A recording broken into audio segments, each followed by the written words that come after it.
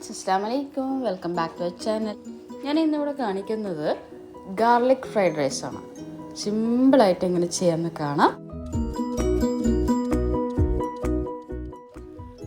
ഞാനിവിടെ യൂസ് ചെയ്തിരിക്കുന്നത് സൺഫ്ലവർ ഓയിലാണ്.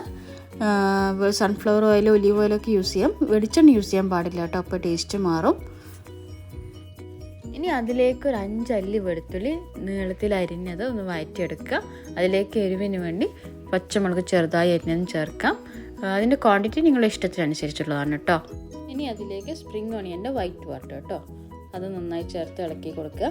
പിന്നെ നമ്മൾ അഡീഷണൽ ചേർക്കുന്ന വെജിറ്റബിൾസ് ഒക്കെ നമ്മളെ ഇഷ്ടത്തിനനുസരിച്ചുള്ളതാണ് കേട്ടോ. ഞാനിവിടെ ബീൻസും ക്യാരറ്റുമാണ് ചേർത്തിരിക്കുന്നത്.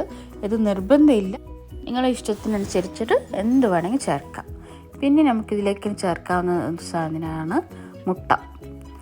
3 കോഴിമുട്ടയാണ് ഞാൻ ഇവിടെ യൂസ് ചെയ്തിരിക്കുന്നത്. അതിലേക്ക് നന്നായി ഉപ്പും ചേർത്ത് ഇളക്കി ഈ സെയിം പാനിൽ തന്നെ നമുക്കിതിനെ ഒന്ന് കുക്ക് ചെയ്തെടുക്കാം.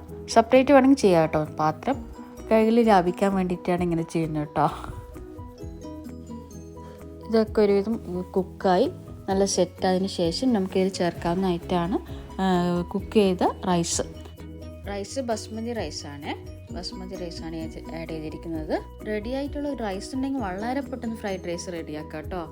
ഇതിലേക്ക് ആവശ്യത്തിനനുസരിച്ച് ഉപ്പും കുരുമുളകും ചേർത്ത് കൊടുക്കുക. നല്ല സ്മെല്ലൊക്കെ വരുന്നുണ്ട് കേട്ടോ ഇപ്പോൾ കുക്കായി വരുമ്പോൾ. ഇനി ഇതിലേക്ക് സോയാ സോസ് ചേർത്ത് കൊടുക്കുക. സോയാ സോസ് മെയിൻ പാർട്ടാണ് കേട്ടോ ഫ്രൈഡ് റൈസിൻ്റെ. അതിനുശേഷം നന്നായി യോജിപ്പിച്ച് കൊടുക്കുക. ഫ്രൈഡ് റൈസ് ഓൾമോസ്റ്റ് റെഡി ആയിട്ടുണ്ട്. ഇനി അതിൻ്റെ ഫൈനൽ ടച്ചാണ് നമ്മൾ സ്പ്രിംഗ് ഓണിയൻ ചേർത്ത് കൊടുക്കുക. ഞങ്ങളുടെ ഫ്രൈഡ് റൈസ് റെഡിയാണ്. എല്ലാവരും ഒന്ന് ട്രൈ ചെയ്ത് വെക്കണം. ടേസ്റ്റിയാണ്, സിമ്പിളാണ്, കുട്ടികൾക്കൊക്കെ നന്നായി ഇഷ്ടമാവും. വീഡിയോ ഇഷ്ടമായെങ്കിൽ ഷെയർ ചെയ്യുക, ലൈക്ക് ചെയ്യുക. നമ്മുടെ ചാനൽ ഇതുവരെ സബ്സ്ക്രൈബ് ചെയ്യാത്തവരുണ്ടെങ്കിൽ സബ്സ്ക്രൈബ് ചെയ്യാം. Thank you for watching.